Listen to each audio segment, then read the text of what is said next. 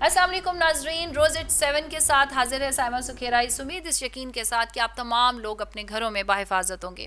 ناظرین، اب جب کہ مونسون کا سیزن ہے، ہر طرف بارشیں ہو رہی ہیں اور پاکستان میں ہمارے لیے سیلاب زدگان پانی کھڑا ہو گیا، اور کراچی کے بھی ہم آئے دن مناظر دیکھتے ہیں کہ جی کراچی میں جب زیادہ بارش آتی ہے تو پھر زیادہ پانی کھڑا ہو جاتا ہے، اور جب زیادہ پانی کھڑا ہو جاتا ہے تو بہت ہی ایسے انفارچونیٹ انسیڈنسز دیکھنے کو ملتے ہیں۔ کہیں کرنٹ کا مسئلہ آ گیا ہے، کہیں اور ڈرینیج کے مسائل آتے رہتے ہیں، لیکن جہاں کچھ اچھی چیزیں ہو رہی ہیں، گورنمنٹ کر رہی ہیں، بہت سارے ادارے ایسے ہیں جنہوں نے اب اس چیز کا نوٹس بھی لیا ہے اور اس چیز کو امپورٹنس دینی شروع کر دی ہے۔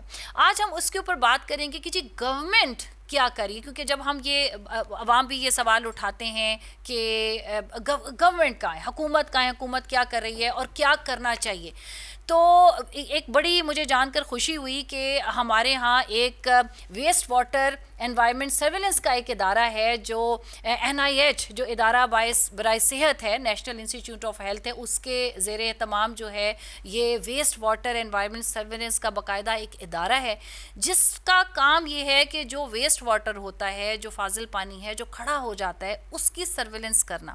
اور یہ کیوں ضروری ہے ہماری انوائرمنٹل کے لیے، کیونکہ آپ کو پتہ ہے جب پانی کسی جگہ کھڑا رہتا ہے اور اس کو وہ بغیر سپرویژن کے، بغیر ڈرینیج کے یا بغیر کسی فلو کے کھڑا رہتا ہے تو وہ بہت سارے مسائل کا باعث بنتا ہے، اور اس میں بہت ساری بیماریاں جنم لیتی ہیں، اور وہ صحت کے لیے اور انوائرمنٹ کے لیے کتنا خطرناک ہوتا ہے۔ اور آج کل کے سیزن میں جیسے جب پچھلے سال سیلاب آیا تو سیلاب کا جو پانی کھڑا تھا، اس کھڑے پانی کے اندر جو بیماریاں پھر پھیلیں، جو اسکن انفیکشنز پھیلیں، اس چیز کو بھی کیٹر کرنا، اس چیز کے بارے میں سوچنا اور اس کا سدباب کرنا ایک سسٹمیٹک طریقے سے وہ بہت ضروری ہے۔ آج جناب ہم اسی سلسلے میں بات کریں گے۔ ہمارے ساتھ اسٹوڈیوز میں موجود ہیں ڈاکٹر آفرینش عامر، میں ان کا نام جو ہے شروع سے لینے کی کوشش کر رہی ہوں لیکن پھر غلط ہو گیا، آفرینش عامر ہیں، ان کے ساتھ ڈاکٹر ریحان ظفر پراچا صاحب ہیں اور انوائرمنٹل سائنٹسٹ ہیں، اور ہمارے ساتھ آن لائن موجود ہیں ڈاکٹر زینب نعیم۔ بہت بہت شکریہ آپ تمام معزز مہمانوں کا۔ سب سے پہلے ڈاکٹر آفرینش آپ ہی سے شروع کرتے ہیں۔ سب سے پہلے تو یہ بتائیے کہ ایک تو جیسے ہم نے کہا یہ ہمارا بہت اہم مسئلہ ہے کہ جو سیلاب کا پانی ہے وہ کھڑا ہو جاتا ہے، اور خاص طور پہ اگر ہم دیکھیں تو کراچی میں ڈرینیج کا مطلب اگر پنڈی کا ایسا ہمارا وہ ہے سسٹم ہے کہ پانی اوپر نیچے ڈھلوان ہے تو نہیں رکتا، لاہور میں تھوڑا کھڑا ہوتا ہے، لیکن کراچی میں تو ذرا سی بھی بارش ہوتی ہے تو پانی شارع فیصل بھر جاتی ہے، ٹریفک بلاک ہو جاتے ہیں۔ اور بڑی خوشی کی بات ہے کہ جو وزیر صحت ہیں سید مصطفیٰ کمال صاحب، انہوں نے حال ہی میں ایک باقاعدہ قومی پروگرام کے طور پہ اس کو شروع کیا، اور بہت بڑے آپ مجھے بتائیں کہ ایک تو یہ کیوں ضروری تھا اور یہ کیوں سنگ میل کی حیثیت رکھتا ہے؟ بسم اللہ الرحمن الرحیم۔ Thank you Saima. پاکستان میں بہت سارے ادارے ویسٹ واٹر کے حوالے سے کئی دہائیوں سے بہت سارے اقدامات کرتے چلے آ رہے ہیں، اور اس سلسلے میں نیشنل انسٹیٹیوٹ آف ہیلتھ قومی ادارے صحت کے رول کو ضرور اجاگر کروں گی کہ ہمارے ادارے میں جو کہ ایک پائنیئر سمجھا جاتا ہے ویسٹ واٹر ٹیسٹنگ کے حوالے سے، آپ نے پولیو کی بیماری کا نام سنا ہوگا۔ پولیو کی بیماری کئی عرصے سے پاکستان بھر میں کافی جان لیوا اقدامات کی شکل میں ہمیں نظر آتی ہے۔ تو پولیو کی جو لیبارٹری ٹیسٹنگ ہے وہ قومی ادارہ صحت 3 سے 4 دہائیوں پہ محیط ہے، اور یہاں پہ ایک سسٹم پورا موجود ہے جو آلریڈی اس بیماری کی تشخیص کرتا ہے فاضل پانی سے۔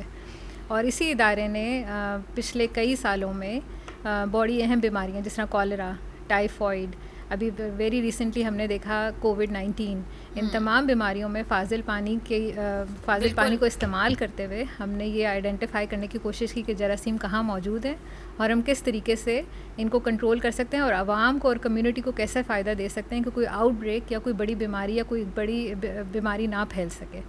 اسی سلسلے میں گزشتہ 3 سالوں میں NIH کی ٹیم نے ایک سسٹم متعارف کرایا ہے جس کو national waste water environmental surveillance system کہتے ہیں۔ بہت معذرت کے ساتھ قطع کلامی معاف ناظرین، ابھی وقت ہو جاتا ہے وقفہ نماز مغرب، حاضر ہوتے ہیں ایک چھوٹے سے بریک کے بعد۔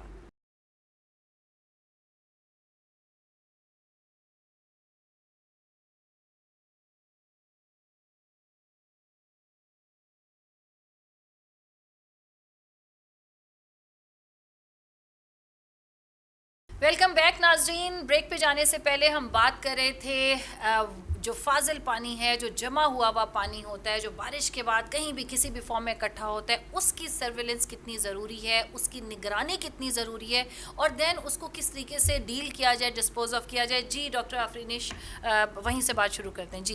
جی سائمہ، ہم ڈسکس کر رہے تھے کہ قومی ادارہ صحت نیشنل انسٹیٹیوٹ آف ہیلتھ نے ایک پوری ٹیم موجود ہے. پچھلے 3 سالوں میں ہم نے ایک سسٹم متعارف کرایا ہے جس کو national waste water environmental surveillance system ہم نام دے رہے ہیں. اور اس کا مقصد یہ ہے کہ ایک وقت میں فاضل پانی سے بیک وقت ہم بہت سارے جراثیم کو آئیڈینٹیفائی کر سکتے ہیں. مقصد اس کا یہ ہے کہ ہم ایک ٹائم پہ آئیڈینٹیفائی کرنے کے بعد جو ہم نے کنٹرول میئرز لینے، جو ہم نے کمیونٹی کے بچاؤ کے لیے تدارک کرنے جو میئرز لینے، وہ ہم ایک ٹائم پہ آئیڈینٹیفائی کر سکتے ہیں. اس سلسلے میں I just wanted to thank our honourable federal minister for health Syed Mustafa Kamal sahab, جن کی نگرانی میں، جن کی کاوشوں اور لیڈرشپ کی وجہ سے انہوں نے ہمارے کام کو سراہتے ہوئے اسی مہینے ایک نیشنل، پاکستان کی پہلی national waste water environmental strategy متعارف کرائی ہے، اور پوری عوام کے لیے ایک بڑا ایک گائیڈنگ ڈاکیومنٹ ہے. بالکل. اچھا صحیح. ڈاکٹر ریحان یہ بتائیے گا، بالکل ہم جب بھی کراچی کی خاص طور پہ ہم خبریں دیکھتے تھے، سنتے تھے، تو یہ کراچی میں پانی کا کھڑا ہونا تھوڑی سی بارش کے بعد بھی ایک بہت بڑا مسئلہ ہے. اب فائنلی اگر یہ ایک نیشنل کمپین شروع کی ہے مصطفیٰ کا، تو واقعی قابل تحسین ہے یہ اقدام. اب آپ بتائیں کہ پبلک ہیلتھ کے لیے سب سے پہلے تو ہم اس کی امپورٹنس پہ بات کرتے ہیں، اور دوسرا یہ کہ یہ کس طریقے سے آپ نگرانی کریں گے اس کی. Thank you very much and for having us over here. آپ کا بہت امپورٹنٹ کویسچن ہے کہ جی جو فاضل پانی ہے وہ کیسے پبلک ہیلتھ کی جو ہے آگاہی اور اس کے لیے کام کر سکتا ہے. تو ڈیفینیٹلی جس طرح ڈاکٹر افرینش نے بھی کہا کہ کوئی near about 90 bacteria and viruses are being diagnosed and being analysed in this waste water. اور اگر آپ کو سپوز کریں کہ پہلے ہی پتہ لگ جاتا ہے کہ کون سی بیماری اس پانی میں ہے، تو ڈیفینیٹلی وہی پانی نے آپ کے عوام کو بھی جو ہے متاثر کرنا. اور اگر آپ کو سپوز کریں کہ ہفتہ پہلے پتہ لگ جاتا ہے کہ جی یہ بیماری اس میں زیادہ پائی جا رہی ہے، تو آپ اس کا جو ہے پریونشن کر سکتے ہیں، فورکاسٹ کر سکتے ہیں کہ جی اتنی ویکسین آپ کو ضرورت ہوگی.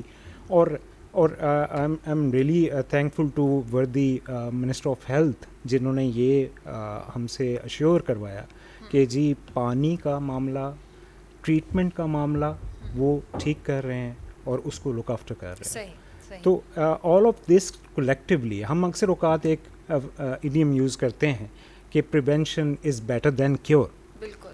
وائی؟ بیکاز ہمیں پہلے ہی احتیاط کرنی چاہیے، اور احتیاط اس وقت تک آپ نہیں کر سکتے جب تک آپ یہ نہیں جانیں گے کہ آپ کے ویسٹ واٹر میں جو کہ افیکٹ کر رہا ہے، آپ کی گلیوں میں سے، آپ کی پبلک میں سے گزر رہا ہے، وہ کیسے اس کو مزید جو ہے پبلک کو خراب کر سکتا ہے.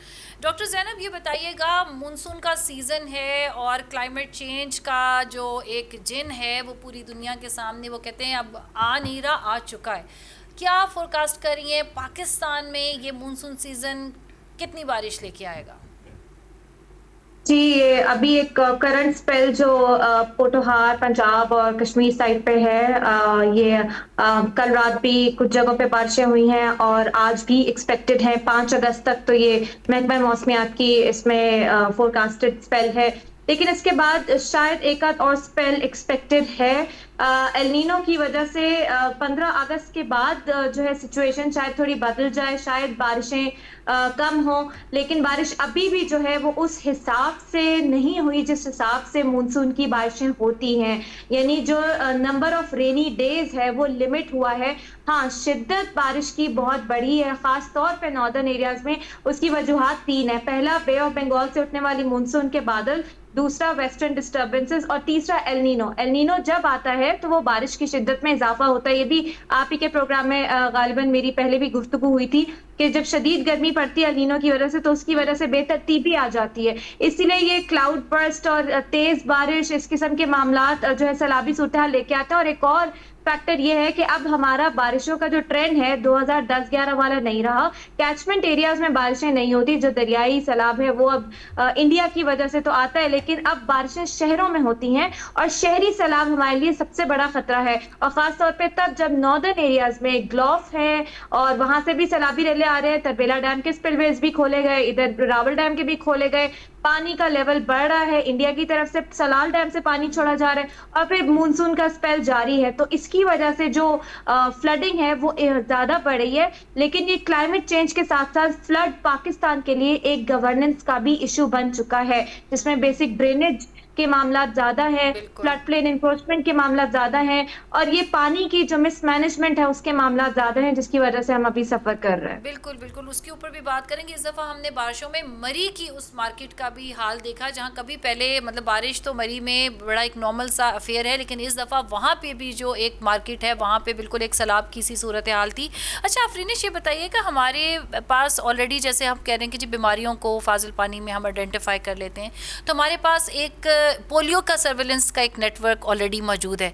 तो ये जो वाटर वेस्ट वाटर सर्वेलेंस है, ये how it is different and unique के जो ऑलरेडी सिस्टम इस्टेब्लिश थे, क्योंकि एक नया सिस्टम है। जो हमारे नेशनल इंस्टीट्यूट ऑफ हेल्थ में, जिसको इस time leadership doctor Mohammad Salman की है, उनकी लीडरशिप में पोलियो की सर्वेलेंस प्रोग्राम 3 से 4 दिहाइयों से पूरे मुल्क को सपोर्ट कर रही है। वो सिस्टम सिर्फ एक जरासीम को इस टाइम पे ढूंढ रहा है। तो हमारा जो सिस्टम हमने इंट्रोड्यूस कराया है, उस टाइम पे बैक वक्त हम कोई 33 डिजीज़ को, 33 बीमारियों को एक टाइम पे आइडेंटिफाई कर सकते हैं। अगर हम एक गंदे पानी का सैंपल ले लेते हैं, तो उससे हम एक लेबॉर्ट्री में अगर टेस्ट करें तो हमें 33 डिफरेंट बीमारियों की पहचान हो सकती है। और वो एक टाइम पे हम मुख्तलिफ कम्युनिटी को, चाहे बैक्टीरिया है, चाहे वायरसेस हैं, चाहे फंगस हैं, चाहे पैरासाइट हैं, हम वो सारे आइडेंटिफाई करके जो कंट्रोल करने वाले इदारे हैं उनको हम इंफॉर्मेशन दे सकते हैं, ताकि उसके अकॉर्डिंगली बिल्कुल सही कंट्रोल मेजर्स ले सकें। सही। अच्छा डॉक्टर रेहान, ये बताइएगा कि आपने कहा कि जी 99 correct me if I am wrong कि 98 जो हैं वायरसेस उनको आइडेंटिफाई किया गया। क्या ये वाकई मुमकिन है कि जो सीवरेज का जो पानी है वो चेंज हो जाए और उसको हम काबिल अमल और काबिल इस्तेमाल बना सकें? And how are you going to do it? जी, पहले मैं स्टेप्स आपके जो ऑडियंस है उसके लिए थोड़ा सा बताना चाहूँगा। तो उसमें ये होता है कि we need to identify the sampling sites first through out the Pakistan. It's a big task definitely. कहाँ से आप सैंपल लें, फ्लड तो हर जगह पे ही आया हुआ है। तो पहला स्टेज है कि हमें वो इम्पोर्टेंट क्रिटिकल एरियाज़ को देखना है, सेंटिनल साइट्स को देखना है जहाँ से हम सैंपल पिक करते हैं। After the sample picking it is coming towards the NIH Islamabad में वो सैंपल रिसीव होता है, और वहाँ की लैब में जो हाई टेक इंस्ट्रूमेंट्स हैं और जितने भी हमारे डायग्नोस्टिक प्रोसीजर्स हैं, एनालिटिकल प्रोसीजर्स हैं, उसमें से वो पास होता है। उसमें हमें ना सिर्फ ये पता लगता है कि उसकी टाइप क्या है, बैक्टीरिया, वायरस या कोई भी डिज़ीज़ की, बल्कि ये भी पता लगता है कि वो अपने आप को चेंज कैसे कर रहा है, उसका सीक्वेंस कैसे चेंज होता है। तो नॉर्मली हम ये जो है देखते हैं कि फॉरेन कंट्रीज़ ये कर पा रहे हैं, लेकिन with the support of the government of Pakistan, with the support of NIH, we are doing the same sophisticated analysis. जब ये सारा हमें मालूम हो जाता है कि ये बीमारी, ये वायरस और ये बैक्टीरिया है, उसकी ये टाइप है, तो ना सिर्फ हम बाकी महकमों को ये बता सकते हैं कि कौन सी वैक्सीनेशन कौन सी स्ट्रेन के अगेंस्ट चल सकती है, क्योंकि ये इंटीग्रेशन का फ्रेमवर्क है। वी आर इंटीग्रेटिंग और system in near about 9 to 10 departments at the moment, और साथ ही साथ हम पब्लिक को भी बताना चाहते हैं। One of the mandate of NIH is कि पब्लिक आगाही हो, आपकी आवाम को ये पता लगे कि व्हाट्स हैपनिंग और क्या चीज़ हम उसको सेट करने के लिए यूज़ कर सकते हैं। और जब ये सारा एनालिसिस हो जाता है, तो जिस तरह मैंने बताया कि बाकी डिपार्टमेंट को हम बता दिया करते हैं, उनको इंटीग्रेट करते हैं इस सारे में, तो वो डैशबोर्ड पे, dashboard is another marvellous feature of this project, जो कि मिनिस्टर ऑफ हेल्थ ने जो है जिसको ओपन किया और जिसको के प्रोसेस किया। तो all of this is happening in 5 to 6 stages. सही। अच्छा डॉक्टर ज़ैनब, ये बताइएगा कि एक तो आप क्या देख रही हैं, क्योंकि हम चाहते हैं कि आवाम को, कहते हैं ना पहले से अगर कुछ आगाही, क्या NDMA ने कुछ ऐसी स्टैटिस्टिक्स दिए हैं कि इस हिस्से में ज़्यादा बारिश होगी या कौन से हिस्से सैलाब से मुतासर हो सकते हैं? और आप एज एन एनवायरमेंटलिस्ट क्या मैसेज देना चाहेंगी उन इलाकों के लोगों को कि वो किस तरीके से सेफ़ हो सकते हैं, या जो लोग لوگ اس جن کے پاس یہ کیپیسٹی یا پروویژن اویلیبل ہے کہ وہ اس پانی کو بہتر طریقے سے یوز کر سکیں, سیو کر سکیں, تو کچھ آپ مشورے گورنمنٹ کو یا لوگوں کو اگر دے سکیں؟ بالکل, این ڈی ایم اے کے جو ہے وہ ان کی بریفنگ بھی ہوئی پچھلے ہفتے بھی, انہوں نے آئیڈینٹیفائی کیے ہوئے ہیں, اور جو علاقے آئیڈینٹیفائی کیے ہیں وہ درست آئیڈینٹیفیکیشن ہے, جہاں پہ خاص طور پہ گلگت سائڈ پہ, گزر سائڈ پہ, جہاں ابھی آج کل ہم تباہی دیکھ رہے ہیں. پوٹوہار ریجن میں بھی انہوں نے, اور ایون جو ابھی کرنٹ اسپیل سندھ کے اوپر سے گزرا ہے, وہ بھی سارا وہ فورکاسٹنگ ان کی بہتر ہوئی ہے. ہماری فورکاسٹنگ اور ماڈلنگ میں کافی امپروومنٹ آئی ہے. جہاں پہ امپروومنٹ کی ضرورت ہے, میں آج ہی دیکھ رہی تھی کہ گورنمنٹ آف پنجاب نے بھی اپنا ہیٹ ایکشن پلان بنایا, جس میں مختلف ڈپارٹمنٹس کے رولز اور ڈیوٹیز آئیڈینٹیفائی کیے ہیں. پلان تو ہم بہت اچھے بنا لیتے ہیں, لیکن ہم لانگ ٹرم ریزیلینس کا نہیں سوچتے. مثال کے طور پہ ہم یہ تو بتا دیتے ہیں کہ ہیلتھ ڈپارٹمنٹ نے کیا کرنا ہے, لیبر ڈپارٹمنٹ نے کیا کرنا ہے, لیکن لانگ ٹرم میں ہمیں اتنی شدید گرمی جو کہ سائلنٹ کلر ہے, اس کو مد نظر رکھتے ہوئے ہم لوگوں نے کتنے جنگلات لگانے ہیں, گرین کور کتنا بڑا, اور خاص طور پہ ہیلتھ ڈیٹا جو گرمی کی وجہ سے اموات ہوتی ہیں وہ ڈائریکٹلی ریلیٹڈ نہیں ہو پاتی ہے. یہی بات پانی سے لنکڈ ہے, ہیٹ ویو کو آپ پانی سے لنک کریں. ہم واٹر اسکارس کنٹری بن چکے ہیں. ابھی سیلاب ہے, سیلاب جب اتریں گے تو پانی آپ کے پاس نہیں ہونا, کیونکہ یہ ایل نینو پریڈکٹڈ ہے کہ اکتوبر تک چلے, شاید اس کے بھی بعد 2027 تک چلے. یعنی کہ آپ کی زراعت متاثر ہو رہی ہے, اور بیماریاں جس میں وائرس اور بیکٹیریا شدید گرمی کی وجہ سے, بے ترتیب موسموں کی وجہ سے مزید پھیلتے ہیں. تو اس حوالے سے ہماری لانگ ٹرم اسٹریٹجی ریزیلینس کی کوئی نہیں ایگزسٹ کرتی ابھی, اور اس کے لیے ہم ہمیشہ ایڈ ہاکزم پہ بات کر رہے ہوتے ہیں کہ یہ کر لیں. ابھی بھی آپ دیکھیں, آپ کافی اداروں سے پوچھیں گی, وہ آپ کو کہیں گے ہماری تیاری پچھلے سال سے بہت اچھی تھی. کیا تیاری اچھی تھی؟ پیشگی اقدامات نہیں ہوتے. ہم ریسکیو اور رسپانس کو کہتے ہیں تیاری, ہم پیشگی اقدامات کو کنسیڈر ہی نہیں کرتے کہ ہم نے عوام, ابھی ہیٹ ویو گزری, شدید گرمی, 51 ہیٹ انڈیکس ریچ کیا اسلام آباد میں. کہاں آپ نے کوئی ہیلتھ ایمرجنسی دیکھی؟ کہیں آپ نے دیکھا کہ جو مزدور اور انفارمل سیکٹر کام کر رہے شدید گرمی میں, ان کے لیے کوئی کولنگ سینٹرز اسٹیبلش ہوئے, کوئی وہاں ڈاکٹرز موجود تھے؟ یہ والی چیزیں ہم کنسیڈر ہی نہیں کرتے نا. اور یہ والا لاس اینڈ ڈیمیج جو زراعت تباہ و برباد ہوئی ہے, ہم ابھی بھی نہیں دیکھ رہے اور ابھی بھی نہیں سوچ رہے, وہیں کھڑے جہاں پچھلے سال تھے. میرے خیال سے یہاں پہ ضرورت ہے کہ ہم انڈرسٹینڈ کریں ڈیولپمنٹ کو ہم ڈیفائن کیسے کر رہے ہیں کلائمیٹ چینج کے ہوتے ہوئے. یہاں پہ میں ایک چھوٹا سا پوائنٹ ایڈ کروں گی. آرنلڈ ٹوائنبی ایک بہت بڑا ہسٹورین گزرا ہے, وہ کہتے ہیں کہ جو عروج اور زوال ہے نا قوموں پہ, وہ کچھ وجوہات کی وجہ سے آتا ہے. زوال اس لیے آتا ہے جب قوموں میں جو رولنگ ایلیٹ ہوتے ہیں وہ نئے پرابلمس کے لیے پرانے سولوشنز دیکھ رہے ہوتے ہیں, آؤٹ ڈیٹڈ, اور کریٹیوٹی نہیں لے کر آتے, تو وہ قومیں زوال پذیر ہوتی ہیں. یہاں پہ ضرورت ہے کہ ہم نئے چیلنجز کے لیے نئے سولوشنز پہ بات کریں, پرانے اس سے نکل آئے مائنڈ سیٹ سے. یہ میرا کنکلوژن ہے. بالکل, یہ بہت انہوں نے اچھی بات کی کہ نئے پرابلمس کے لیے نئے سولوشنز, اور مجھے لگتا ہے کہ یہ والا سولوشن بالکل نیا ہے, کیونکہ آپ نے جب دیکھا نا کہ جب کرونا کا بھی ٹائم آیا تھا تو کرونا بھی اپنی فارمز چینج کر رہا تھا, اس کی ویکسینز میں بھی انوویشنز آئی تھی. تو مجھے یہ بتائیں کہ جو آپ کا یہ ڈیش بورڈ ہے, جو آپ نے کام کی, کچھ اس کے نتائج نظر آنا شروع ہوئے ہیں جو آپ لوگوں نے کام کیا, کچھ وہ بھی اسٹیٹسٹکس شیئر کریں کہ ادارے تو جیسے بن جاتے ہیں, پروجیکٹس بھی آ جاتے ہیں, بٹ آؤٹ کم کیا ہے؟ ہاں, ڈاکٹر ریحان نے بھی ذکر کیا کہ ہم نے ایک نیشنل جینومکس ڈیش بورڈ بنایا ہے. ڈیش بورڈ بنانے کا مقصد یہ تھا کہ وہ عام عوام تک اور تمام جو اسٹیک ہولڈرز ہیں, جو ادارے ہیں, جو کہ ویسٹ واٹر کے حوالے سے اگر کسی نے آؤٹ بریک کنٹرول کرنی ہے, اگر کسی نے کوئی ویکسینیشن کرنی ہے, اگر کوئی اویئرنیس پروگرام چلانا ہے, کوئی ایڈوکیسی چلانی ہے, تو ان کے پاس وہ ایکسیس موجود ہو کہ جو ٹیسٹنگ ہم لیبارٹریز میں کر رہے ہیں تو ایکچولی اس کا آؤٹ پٹ کیا ہے. تو اس ڈیش بورڈ کے ذریعے سے آپ دیکھ سکتے ہیں کہ ہمارے پاس اس ٹائم پہ ہم 14 سائٹوں کو 2 پروونسز میں, پنجاب میں اور سندھ میں کور کر رہے ہیں. وہاں سے ہمارے پاس ڈیٹا بھی آ رہا ہے, ہم وہاں سے یہ آئیڈینٹیفائی کر پا رہے ہیں کہ کون سی ڈیزیز سب سے زیادہ ہے. اس ٹائم پہ اگر ہم بات کریں اگر پریلیمنری ڈیٹا کی, تو کالرا کے ہمیں کافی زیادہ کیسز نظر آنا شروع ہو رہے ہیں. ہمیں گندے پانی میں ٹائیفائڈ بہت زیادہ نظر آنا شروع ہو رہا ہے, اور یہ وہی بیماریاں ہیں کہ جو کہ عام اینٹی بایوٹک, جس کو ہم اینٹی مائکروبیل ریزسٹنس کہتے ہیں, یہ وہ بیماریاں جو اینٹی مائکروبیل ریزسٹنس کے پیرائے میں آتی ہیں اور جن کو عام دوائیوں سے کنٹرول بھی نہیں ہو سکی. تو ان سب چیزوں کو مد نظر رکھتے ہوئے اس ڈیش بورڈ کا بنانا اور اس کو یوز کرنا. تو آج کل ہم بہت سارے اداروں کے ساتھ کولیبریشن میں ہیں کہ اس کو استعمال کریں اس ڈیٹا کو. میں بالکل ڈاکٹر ریحان یہی پوچھنا چاہ رہی تھی کہ کئی دفعہ یہ ہوتا ہے کہ جیسے کہ جب ایک چیز نیشنل انسٹیٹیوٹ آف ہیلتھ نے ایک چیز کر دی ہے امپلیمنٹ, تو کیا یہ کراچی تک محدود ہے یا پورا پین پاک جو ہے پاکستان میں امپلیمنٹ ہوگی؟ And what is the response جو دوسرے صوبوں کا, دوسرے اداروں کا, کیونکہ جیسے ابھی زینب نے بھی بات کی کہ یہ ایک پوری ہیلتھ انوائرمنٹ, یہ ساری ایک انٹیگریٹڈ ایک ایفرٹ ہوتی ہے جو چلتی ہے, تو کیا what is the response and کون کون سے آپ کے اس میں strategic partners? It's a very nice question, I think, and for the integration of such kind of a policies and such kind of a dashboards and the data analysis regarding the public health along with the other departments is a very necessary thing. بہت important ہے, یہ بہت important ہے.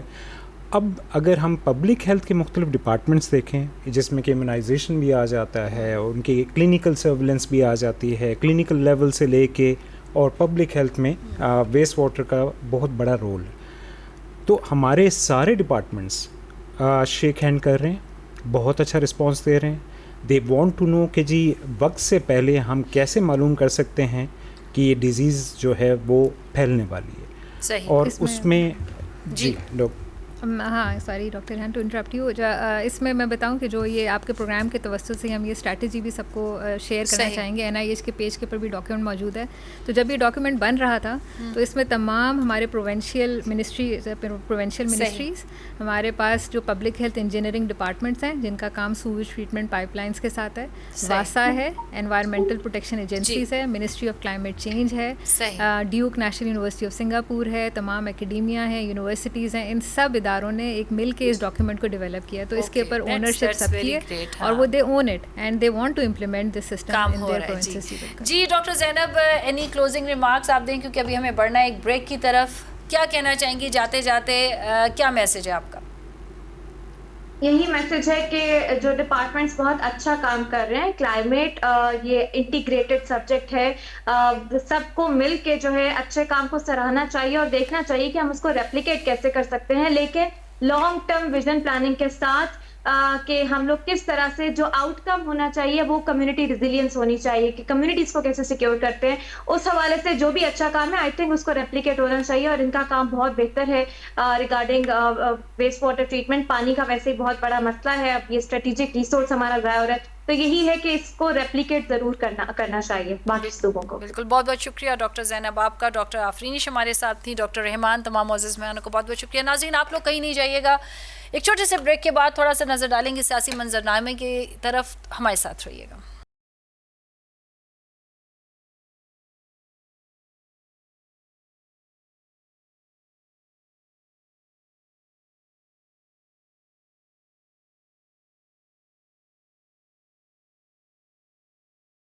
Welcome back ناظرین. آزاد کشمیر کے انتخابات کا دوسرا مرحلہ بھی مکمل ہو گیا, نتائج سامنے آ گئے. مسلم لیگ نون نے سادہ اکثریت حاصل کر لی, اور اب اگلا سوال یہ نہیں ہے کہ حکومت کس کی بنے گی, بلکہ اصل سوال یہ ہے کہ یہ حکومت چلے گی کیسے.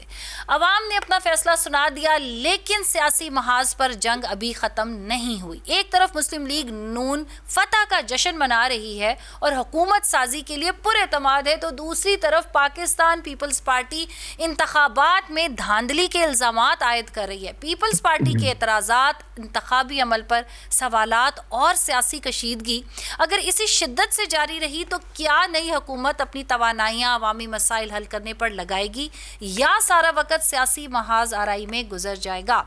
ناظرین, پہلے مرحلے میں بھی پیپلز پارٹی کے اعتراضات سامنے آئے تھے, جبکہ مسلم لیگ نون نے کامیابی حاصل کی تھی. اور پھر بلاول بھٹو زرداری کا حکومت کو واضح سیاسی پیغام, الٹی گنتی. حکومت کو خبردار کیا گیا ہے کہ ان کی جو الٹی گنتی ہے وہ شروع ہو چکی ہے اور حکومت جانے والی ہے. سوال یہ ہے کہ کیا یہ صرف سیاسی دباؤ ہے یا واقعی آزاد کشمیر میں نئی حکومت کے خلاف ایک بڑی سیاسی صف بندی ہونے جا رہی ہے؟ ناظرین, دوسری طرف محسن نقوی کے اس بیان نے بھی سیاسی بحث کو نئی چنگاری دے دی ہے کہ سسٹم خراب ہو چکا ہے, کولیپس ہو چکا ہے, اسے تبدیل ہونا چاہیے. آخر یہ سسٹم ہے کون سا؟ خرابی کہاں ہے اور تبدیلی کا مطلب سیاسی انتظامی یا آئینی تبدیلی ہے. اور اسی شور میں نئے صوبوں کی بحث بھی دوبارہ گرم ہو چکی ہے کہ کیا نئے صوبے واقعی عوام کے مسائل کا حل کر سکتے ہیں؟ کیا انتظامی تقسیم سے محرومی، بے روزگاری اور پسماندگی ختم ہو جائے گی، یا مسئلہ صوبوں کی تعداد کا نہیں بلکہ حکمرانی کے معیار کا ہے؟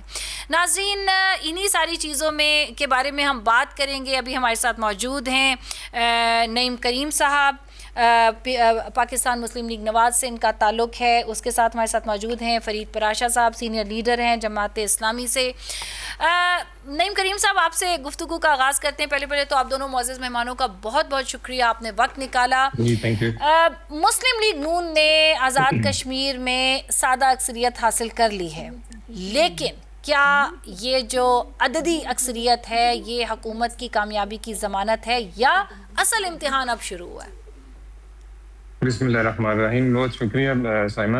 دیکھیں، فری اینڈ فیئر الیکشن کا آپ کے سامنے جو نعرہ لگایا گیا تھا آپ کے سامنے، اس میں کوئی دوسری رائے نہیں ہے. جیسے جی بی میں الیکشن ہوئے اور ہم نے بالکل اس کو بالکل کھلے دل کے ساتھ قبول کیا جو عوام کا فیصلہ تھا. اور یہ جے کے میں بھی الیکشن کمپین میں یہی بات ہے، میاں صاحب کی بھی بات تھی، جو عوام فیصلہ کرے گی وہ اسی کو مانا جائے گا، وہی قبول کیا جائے گا. بات ہے کہ بہتری کے لیے آنا ہوتا ہے. اور پاکستان کی حکومت میں بھی جب سے ہم آئے ہیں، اب تیسرا بجٹ آپ کے سامنے ہے، پیرلل کوششیں کی جا رہی ہیں. جو چیلنجز ہیں انٹرنیشنلی، جو چیلنجز ہیں اپنی جگہ پہ ہیں، جنگ کی جو فضا اپنی جگہ پہ ہے، دہشت گردی کا سامنا اپنی جگہ پہ ہے، لیکن پیرلل عوام کے لیے بھی جو پروجیکٹس ہیں وہ بھی ساتھ ساتھ چل رہے ہیں. اس میں دوسری رائے نہیں ہے کہ ابھی تک مہنگائی میں کمی نہیں آ سکی. ملٹیپل ریزنز ہیں اس کی. سب سے زیادہ اس پہ افیکٹ جو آتا ہے پتہ ہے کہ فیول کی وجہ سے آتا ہے. کسی بھی مہنگائی کے اوپر لنک کرنے کے لیے ہم جب جاتے ہیں تو پیٹرول کا ہونا، سستا ہونا، اس کا ڈاؤن فال ہونا، یہ بڑا ایک امپورٹنٹ فیکٹر ہوتا ہے. اور مسلسل اس کے اندر انکریز ہوتی جائیں چیزیں اور اوپر جاتی جائیں. ابھی بھی آپ کے سامنے ہے کہ ڈیلی کی بنا کے اوپر جو ہے ریٹ جو ہے سامنے آتے ہیں. تو عوامی مسائل کا جو حل ہے وہ بھی پیرلل ساتھ ساتھ چلایا جا رہا ہے، اور جو باقی محاذ ان کو بھی ساتھ ساتھ چلایا جا رہا ہے. جے کے اندر جو حالات بنے ہوئے ہیں، جس قسم کے حالات زندگی میں پہلی دفعہ ہم نے بھی دیکھے، آپ نے بھی دیکھے، کبھی ایسے حالات نہیں بنے تھے. اور حالات بنائی بھی گئے. آپ کو پتہ ہے کہ اس کے پیچھے بھارت کا ہاتھ ہے، اور کیوں بنائے گئے یہ بھی سب کو پتہ ہے. ٹھیک ہے. اب ان حالات کے اندر اتنی واضح مینڈیٹ لے کے آنا، میں سمجھتا ہوں ایک بہت بڑا چیلنج ہوگا مسلم لیگ نون کے لیے، جو کہ میں سمجھتا ہوں کہ انہوں نے قبول بھی کرنا ہے اور اس کو نبھانا بھی ہے اور بہتر بھی کرنا ہے. ظاہر ہے وہ جو پروٹیسٹ کر رہے ہیں یہاں کی سڑکوں پہ یا باہر کے ملکوں کی سڑکوں کے اوپر، وہ ہمارے لوگ ہیں اور ان کا بڑا کنٹریبیوشن ہے پاکستان کی اکانومی کے اندر.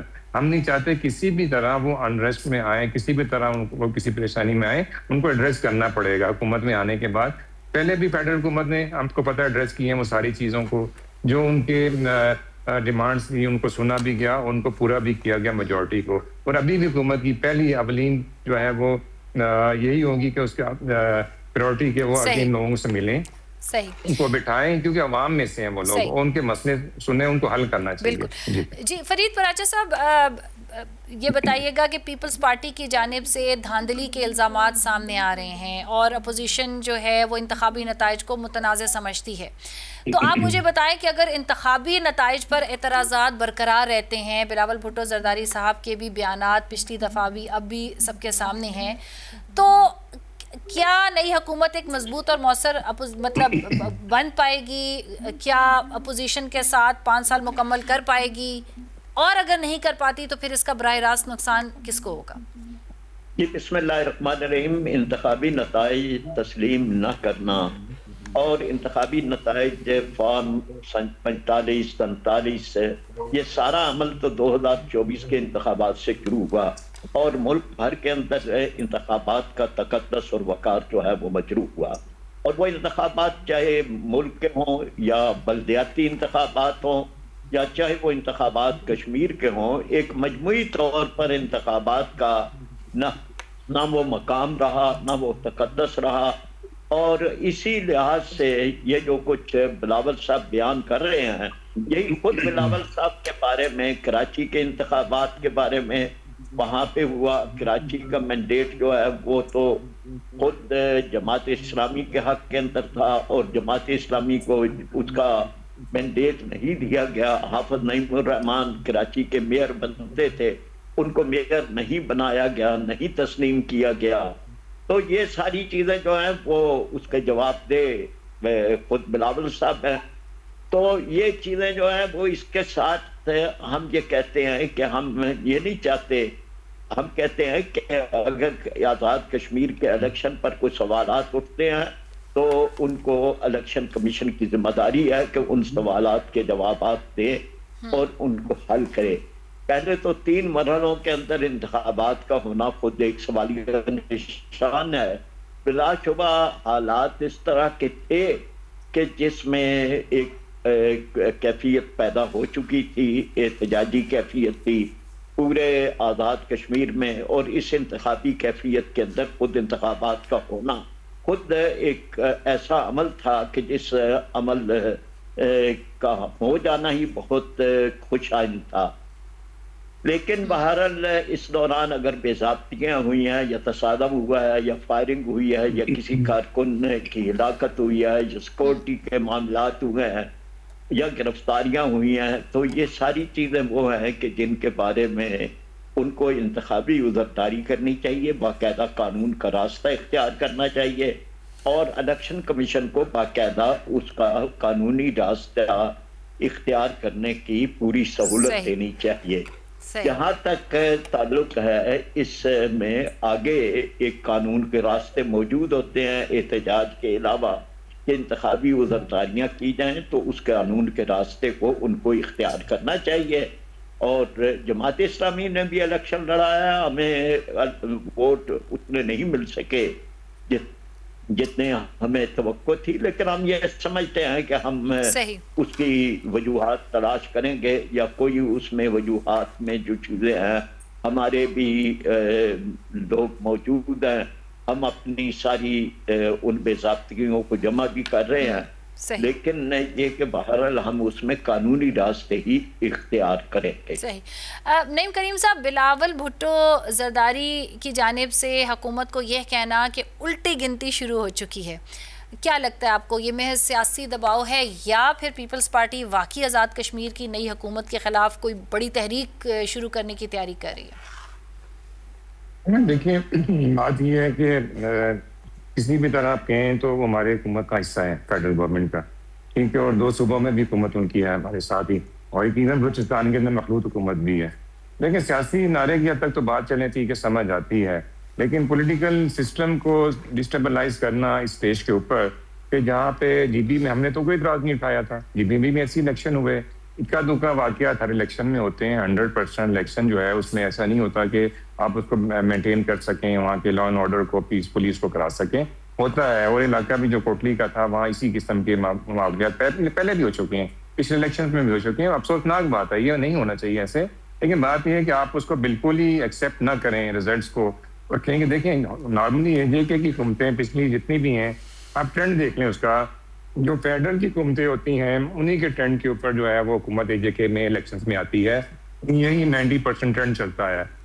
آپ کو پتہ ہے اے جے کے حکومت ہمیشہ سے ڈپینڈنٹ ہے پاکستان کی حکومت کے اوپر, جس کی وجہ سے ان کو وہ پلی لینی پڑتی ہے, وہ فیور جو ہے فیڈرل گورنمنٹ اور پاکستان کو دینی پڑتی ہے تاکہ وہاں پہ بہتر طور پہ ڈیولپمنٹ کی جا سکے, وہاں پہ بہتر طور پہ مسائل حل کیے جا سکے.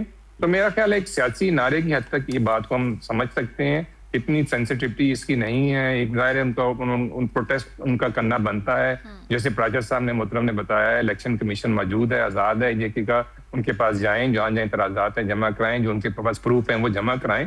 تو سب اس کے سامنے کبھی ہم نے اس پہ انکار نہیں کیا, لیکن جو فیصلہ عوام نے کیا ہے اس کو ایکسیپٹ کرنا چاہیے. جیسے باقی صوبوں میں ہم نے سندھ میں ان کا فیصلہ ایکسیپٹ کیا عوام کا, وہ بلوچستان میں آئے وہاں پہ ایکسیپٹ کیا ہے, تو ان کو بھی ایکسیپٹ کر کے آگے چلنا چاہیے, اس میں کوئی دوسری رائے نہیں ہونی چاہیے میرے اپنے پوائنٹ آف ویو سے. صحیح. پراجر صاحب, محسن نقوی کے اس ریمارکس پہ جو بڑی بحث کی, اس نے ایک نئی بحث چھوڑ دی ہے کہ جی سسٹم جو ہے خراب ہو چکا ہے, اسے تبدیل ہونا چاہیے. تو یہ کون سے سسٹم کی بات کیا, کیا یہ سیاسی نظام ہے, انتخابی نظام ہے, انتظامی ڈھانچہ ہے, یا پھر پورا جو ایک حکمرانی کا ماڈل ہے یہ تبدیل ہونا چاہیے؟ دیکھیں نا, محسن نقوی صاحب خود اس سسٹم میں پیراچوٹ کے ذریعے سے آئے ہیں. وہ اس سسٹم میں باقاعدہ طور پر کسی انتخابی پروسیس کے ذریعے سے نہیں آئے. ہمارے دوست ہیں, ہمارے سامنے اس سسٹم میں انٹر ہوئے, وہ صحافت کے راستے سے ایک صحافی تھے، وہ کوئی بلدیاتی انتخابات یا قومی صوبائی کسی انتخابات کے راستے سے نہیں آئے. اب یہ کہ وہ فرد کہ جس نے کوئی عوامی ایک ایسا راستہ اختیار نہیں کیا، آج وہ سسٹم پر ناقد ہے، جبکہ اس سسٹم کا اصل محافظ آئین پاکستان ہے. تو سوال یہ پیدا ہوتا ہے کہ آپ نے آئین پاکستان کو کتنا چلنے دیا ہے؟ کیا یہ اس سسٹم کے محافظوں سے، جن میں خود جناب محسن نقوی صاحب بھی موجود ہیں اور خود وزیر اعظم صاحب بھی موجود ہیں اور خود آرمی چیف بھی، یا اسی طرح سے درجہ بدرجہ سارے وہ لوگ کہ جو سسٹم کے محافظین کے اندر موجود ہیں، ان سے یہ سوال پیدا ہوتا ہے کہ کیا آئین پاکستان کو اس سسٹم کی حفاظت کا کوئی موقع دیا گیا؟ کیا آئین پاکستان میں ریاست کا سرکاری مذہب اسلام ہے؟ کیا آئین پاکستان میں قرارداد مقاصد شامل نہیں ہے؟ صحیح. کیا آئین پاکستان میں جو ہے وہ سود کی حرمت موجود نہیں ہے؟ کیا آئین پاکستان میں اردو کی بالادستی موجود نہیں ہے؟ کیا آئین پاکستان میں جاگیرداری کی مخالفت نہیں ہے؟ کیا آئین پاکستان جو ہے وہ ایک غریب آدمی کی کفالت کا پورا ایک نظام نہیں دیتا؟ تو آئین پاکستان تو سسٹم کے اندر ساری چیزیں دے رہا ہے، چھوٹے صوبے اور ان کے یعنی محرومیاں دور کرنے کے پورے طریقے بھی دے رہا ہے. تو کیا ہم نے آئین پاکستان کو چلنے کا موقع دیا اور آئین پاکستان کے مطابق علاقوں کی محرومیاں دور کی ہیں؟ حالات تو یہ ہے کہ آپ کچھ دیر کے بعد یا کچھ عرصے کے بعد یہ سوال اٹھا دیں اور صرف سوالیہ نشان اٹھا دیں اور جوابات نہ ہو، اور یہ سوالیہ نشان اٹھا دیں اور اس سے مراد کدھر بتائیں کہ کیا گورننس کے اندر خرابی ہے، کیا سیاسی نظام کے اندر خرابی ہے، کیا قانون سازی کے اندر خرابی ہے، کیا قانون نافذ کرنے والے ذمہ داری پھر کس کے اوپر آتی ہے؟ پھر آپ اتنے سوالات چھوڑ کے آپ اصل معاملہ کیا کرنا چاہتے ہیں؟ کیا آپ یہ سمجھتے ہیں کہ اعتراف ناکامی کون کر رہا ہے؟ صحیح. فرید صاحب بالکل آپ کا بالکل میں نعیم صاحب آپ سے بھی یہی پوچھنا چاہوں گی، اگر اب عوام کی نظریں تو سیاسی جماعتوں پہ لگی ہوتی ہیں، چلے اگر اس چیز پہ کنسنسس بھی ہو گیا، ساری سیاسی جماعتوں نے کہہ دیا کہ جی واقعی جی موجودہ نظام میں خرابی ہے، تو کیا جو سیاسی جماعتیں ہیں وہ بنیادی اصلاحات پر اتفاق کر سکتی ہیں، یا مطلب ان کا کنسنسس ہو سکتا ہے کہ جی اب ہمیں ایک نئے سسٹم کی طرف جانا ہے، بالکل آپ اپ گریڈ اپنے آپ کو کرتے ہو، یا پھر یہ ایک نیا سیاسی نعرہ بن کر رہ جائے گا کہ جی سب سسٹم کی تبدیلی کی جائے؟ دیکھیں پراچر صاحب نے بڑی ڈیٹیل میں پوائنٹ آؤٹ کی ہیں جو چیزیں ہیں نا. اگر سسٹم میں خرابی ہے تو یہ ساری چیزیں پھر سامنے لے کے آئیں نا، لسٹ آؤٹ کریں. لیکن آپ پہلی بات تو ہے کہ سسٹم کو خراب کہنا اٹس مین کہ آپ اپنے آپ کے اس کا حصہ ہیں. جو حکومت میں بیٹھ کے اتنی امپورٹنٹ پوسٹ کے اوپر بیٹھ کر کے بات کرے تو اٹس مین سسٹم کیا ہے؟ سسٹم یہ حکومت ہی ہے نا. اس کے علاوہ سسٹم کیا ہوگا؟ یا تو ہم پھر اس مووی پہ چلے جائیں، ایک مووی بنی تھی جس میں ایک سسٹم کا نعرہ دیا گیا تھا، آپ نے بھی دیکھی ہوگی، اور اس میں سنا گیا تھا سسٹم سب کچھ کر رہا ہے. تو وہ سسٹم میں کوئی بھوت تو نہیں ہے، وہ کوئی گھوسٹ تو نہیں ہے. سسٹم تو یہی لوگ ہیں، اور سسٹم بنانے والے چلانے والے لوگ بھی یہی ہیں جو الیکٹ ہو کے آتے ہیں، یا جو ہمارے ادارے ہیں جو ان کو سپورٹ کرتے ہیں. ہماری یہ جوڈیشری ہے جو اس کے ساتھ پیرلل چلتی ہے، یہی سسٹم بنتا ہے نا. ایک سسٹم مین کہ ایک کوئی آپ کا ایک کوئی سالڈ چیز تو نہیں ہے، اٹس اے نیم. آپ اس سسٹم کو چلانے میں سب کی کنٹریبیوشن ہے، اس میں بزنس مین بھی شامل ہے، اس کے اندر اس کے ادارے بھی اس کے اندر شامل ہیں، اس کا نظام بھی شامل ہے، حکومت بھی شامل ہے، آپ کی پولیٹیکل پارٹیز بھی. پولیٹیکل پارٹیز کہیں گے کہ نیا نعرہ ہم لے لیں اور کہیں کہ ہم نے چیزوں کو ٹھیک کرنا ہے، تو پھر چلے جائیں 47 پہ پہلے. اور 47 سے جو چیزیں خراب ہوتی آئی ہیں پہلے ان کو آپ لسٹ آؤٹ کر لیں کہ کہاں کا خراب ہوئی، کہاں کا اس کو ہم نے ٹھیک کرنا ہے. 99 میں آپ دیکھ لیں، اس کے بعد میاں صاحب کے ساتھ 2013 میں دیکھ لیں، پھر اس کے بعد مطلب آپ کون سی ایسی جگہ پہ آپ نے پولیٹیکل پاورز کو سامنے رہنے دیا. 2018 کا الیکشن آپ کے سامنے، آپ 2024 کو تو ہم سارے بالکل ڈسکس کرتے ہیں، 2018 کو ہم کیوں نہیں ڈسکس کرتے کہ وہاں پہ جو ہے فارم 47 تو نہیں تھا، لیکن کوئی اسی نام کی کوئی اور چیز بھی تو پڑی ہوئی تھی. جب 2/3 میجورٹی لے کے 2013 میں میاں صاحب آتے ہیں تو اس ٹائم کون سا خرابی ہوئی تھی مجھے بتا دیں، کون سا فارم چلا تھا؟ لیکن اس کو بھی نہیں چلنے دیا گیا. اس ٹائم سسٹم میں کیا خرابی تھی؟ اس ٹائم آپ کا جو ہے روپیز اور ڈالر کی پیرٹی کہاں پہ تھی, پیٹرول کہاں پہ تھا, ڈیولپمنٹ کہاں پہ تھی. آپ اس سسٹم, اس سارے ماحول کو بھی نہیں چلنے دیا گیا, وہ بھی آئیڈیل نہیں تھا, یہ بھی آئیڈیل نہیں ہے, دہشت گردی بھی ہے, سارے معاملات ہیں. تو میں سمجھتا ہوں کہ پولیٹیکل پارٹیز کیا اس میں قصور, میں کیسے کہہ سکتا ہوں کہ پولیٹیکل پارٹیز کے پاس تو اب اسٹرکچرز ہی نہیں رہے نا. پولیٹیکل پارٹیز کے یہاں تو اسٹرکچر ہو, آئیڈیالوجی ہو, آئین پڑھا ہو, آئین کو جانتے ہوں, سمجھتے ہوں, ان کے پاس لوگ ہوں جو آئین کو جانتے ہوں.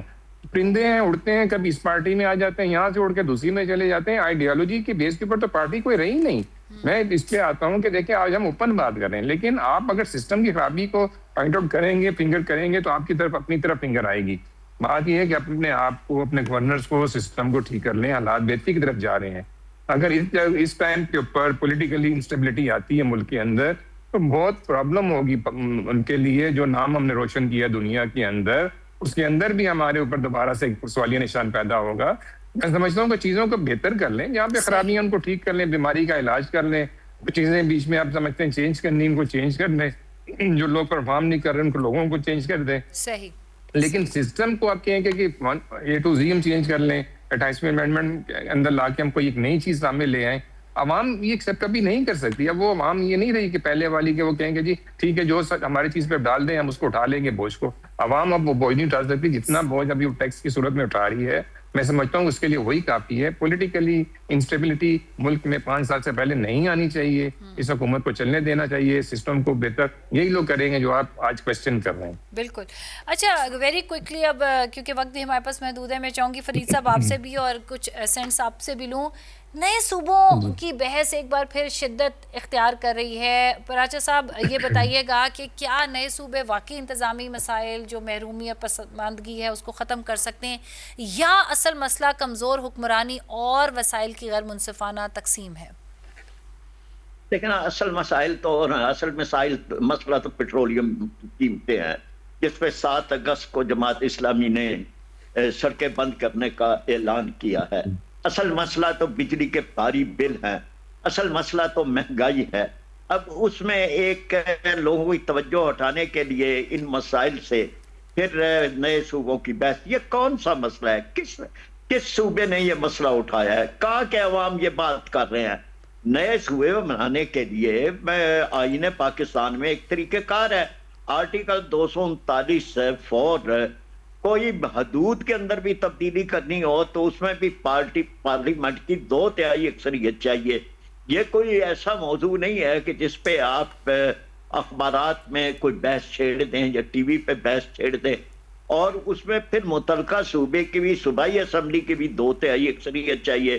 مشترکہ مفادات کونسل کی بھی بات ہے, آئینی مسودہ بھی پیش بنانا ہوتا ہے, کچھ بھی نہیں ہے. اور آپ ایک بحث چھیڑ رہے ہیں صرف اس لیے ہے کہ لوگوں کی توجہ اصل مسائل سے ہٹ جائے. اصل مسئلہ مہنگائی ہے, بے روزگاری ہے. اصل مسئلہ جو ہے وہ لوگوں کے لیے بہت زیادہ وہ مسائل ہیں کہ جن کے تپش کے اندر لوگ, آپ روز قیمتیں بڑھا رہے ہیں, آپ لوگوں کو ایک آگ کی تپش کے اندر جلا رہے ہیں, اس کی طرف آپ توجہ دیں. جی نعیم صاحب کیا کہیں گے آپ؟ نئے صوبے بالکل جی دیکھیں, صوبے 4 کو 6 کر لیں, 20 کر لیں, 15 کر لیں, مسائل تو چینج نہیں ہوں گے. آپ دیکھیں ڈسٹرکٹ ڈویژنز صوبے کے اندر رہتے ہوئے تو آپ بنا رہے ہیں نا, آبادی بڑھ رہی ہے, ایڈمنسٹریٹو اس کے لیے آپ کر رہے ہیں نا بہتری کے لیے, تو اس کے لیے آپ ڈسٹرکٹ جب بناتے ہیں تو D C, I G, D I جی, یہ سارے کنٹرول ہوتے ہیں نا. آپ تھوڑی سی چیزوں کو دیکھیں, ہمارے کا پرابلمس کیا ہیں, وہی پرائسہ والی بات ہے کہ پرابلمس کو پہلے آپ پوائنٹ آؤٹ کر لیں. صوبے بنانا حل نہیں, آپ بے شک 20 بنا دیجیے گا, ہمیں اس پہ کوئی اعتراض نہیں کسی کو. کیا انصاف ٹھیک ہو جائے گا عدالتیں نہیں بننے سے, نئی کچہریاں بننے سے, نئے وہاں پہ وہ آنے سے, اسمبلیاں آنے سے آپ کی کرپشن کم ہو جائے گی. سب سے پہلی چیز ہے کہ کرپشن, آپ کرپشن کو ایک تو گراس روٹ لیول پہ جا کے دیکھیں نا کہ کہاں پہ ہے, پہلے تو اس کو آپ نکالیں نا. آپ مزید اسمبلیاں بنائیں گے تو اس سے کیا ہوگا, آپ کے پاس پیسے کہاں سے آئیں گے اسمبلیوں کو چلانے کے لیے؟ آپ کے پاس پیسے ہیں, ریسورسز ہیں, انصاف کہاں سے لے کے آئیں گے؟ ججز بھی یہ ہوں گے اور آپ کے وکیل بھی یہ ہوں گے, عوام بھی یہی ہوگی. تو میرا اپنا ایک 1 پوائنٹ یہ ہے کہ صوبے بنانا مسئلے کا حل نہیں ہے, بیماریوں کا حل نکالنا جو ہے, پریشانیوں کا حل نکالنا, اور اس تک پہنچنا جو ہے وہ مسئلہ ہے, اس کو ایڈریس کر لیں تو سارا کچھ ٹھیک ہو جائے گا. بے شک پورے پاکستان کو ایک صوبہ بنا لیں, ہمیں اس پہ کوئی اعتراض نہیں. صحیح, بہت بہت شکریہ نعیم کریم صاحب آپ کا. فرید پراشا صاحب ہمارے ساتھ موجود تھے. ناظرین, اس کے ساتھ ہی پروگرام کا وقت ختم ہوا جاتا ہے. اجازت دیجیے, اللہ حافظ.